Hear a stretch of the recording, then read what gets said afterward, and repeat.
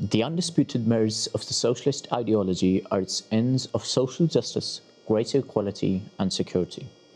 You would be hard-pressed to find any opponent of the socialist thought that would dispute its benevolent ends, but many who would describe it as the great utopia.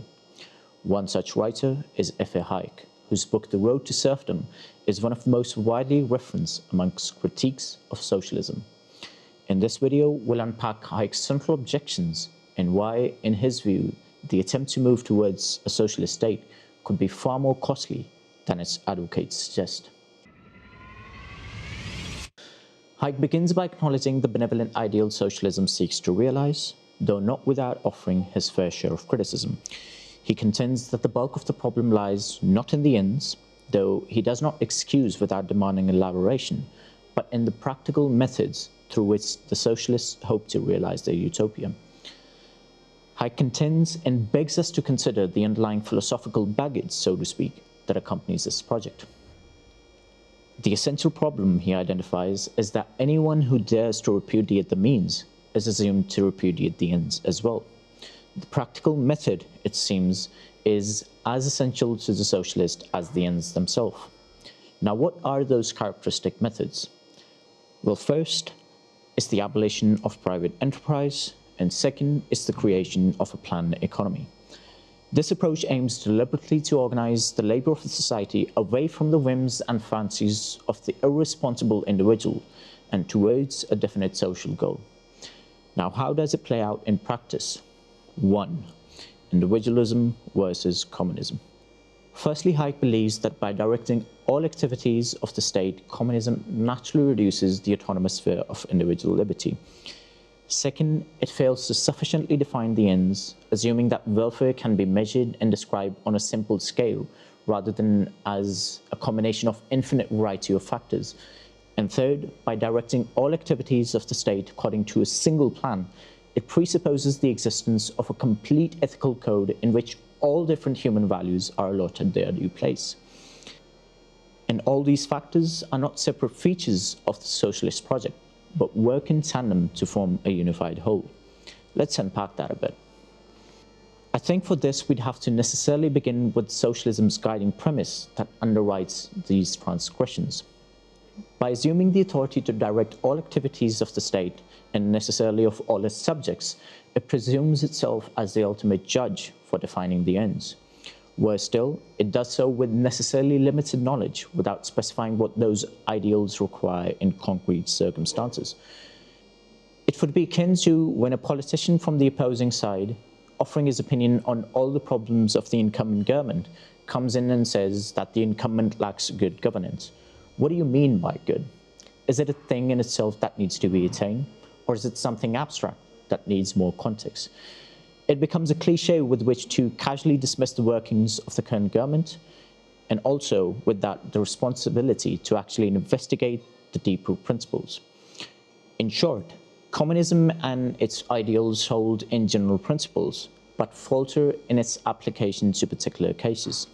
For example, if you believe that free healthcare is a human right, and I believe that free housing is a human right, although both of us might agree on the general principle of more inclusive human rights, we'd find ourselves in a disagreement on which particular goal to prioritize.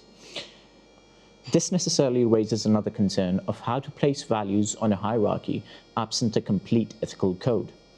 We quickly find out we can't.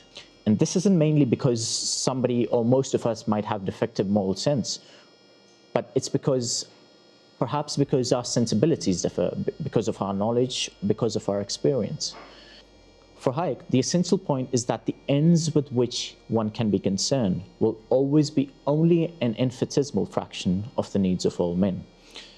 To quote Hayek, "It is at this point when we realize that it is impossible for any mind to comprehend the infinite variety of different needs of different people which compete for available resources and to attach definite weight to each.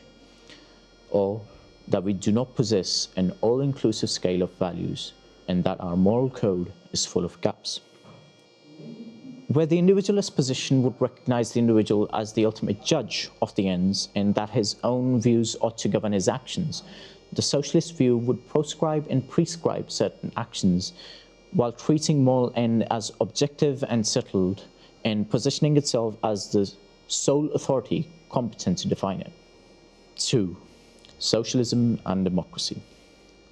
Now let's analyze how a centrally planned economy fares when combined with democracy. Not that democracy is our barometer with which to measure up ideas, but since it's the prevailing order on, oh my god, order! This is the prevailing order for how states tend to organize themselves, we must envisage how it gets on with it. For Hayek, it seems it takes little imagination to see what the consequences must be. Planning creates a situation in which we necessarily have to agree to an end. In order that any action must be taken, we are forced to come to a unanimous decision.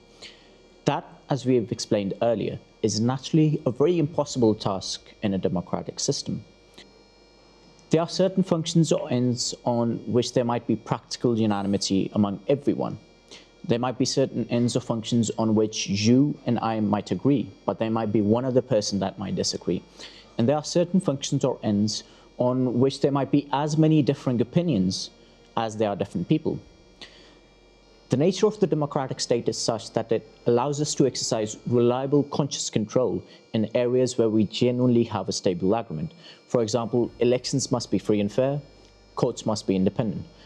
But in certain fields where there might not be a general consensus, things must be left to chance. In the most decentralized sense of the word, where individuals come together, they try, they fail, they adapt, and consequently dictate the workings.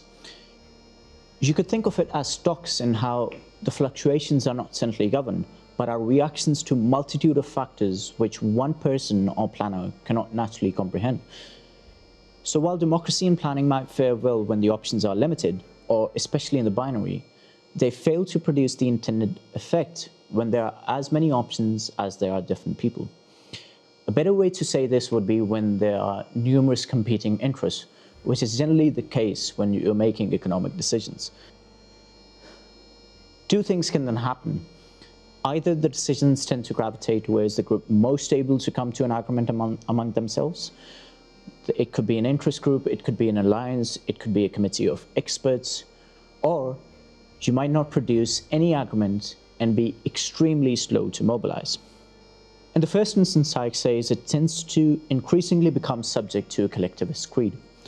Planning requires constant decisions require unity of direction. Unity of direction is the hardest in a mass democracy, and therefore real authority shifts away from the mass into smaller and more cohesive groups. Democracy becomes increasingly symbolic while decisive power actually concentrates. This is what he means when he says democracy destroys itself under collectivism. It hollows out from within, from the weight of the task assigned to it. On the other hand, the consequences of slow mobilization of democracy is that parliaments come to be increasingly regarded as ineffective talking shops. The conviction grows that if efficient planning is to be done, the decision or the direction must be taken out of politics and placed in the hands of experts. The belief that if things are to get done, the responsible authorities must be freed from the fetters of democratic procedure becomes more and more widespread.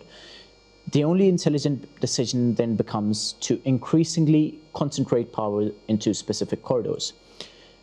Now, Hayek is no proponent of democracy as an idea in itself.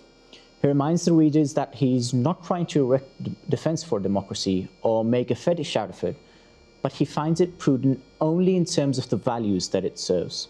To quote him, democracy is essentially a means, a utilitarian device for safeguarding internal peace and individual freedom. And he finds that a democratically centrally planned economy, whatever that means, cannot exist, at least not for long, and does not necessarily serve the purposes of individual liberty and freedom, which Hayek so cherishes. And for Hayek, if a democracy doesn't serve the purpose of protecting the autonomous sphere of individual liberty, it's as prudent to get rid of it as it is to get rid of a totalitarian dictator trampling on the rights of individual liberty. Now, what is liberty and how do we come to regard this idea? This is something that we'll perhaps discuss in the next video. You already know who we're going to be talking about. That is John Stuart Mill, his book on liberty.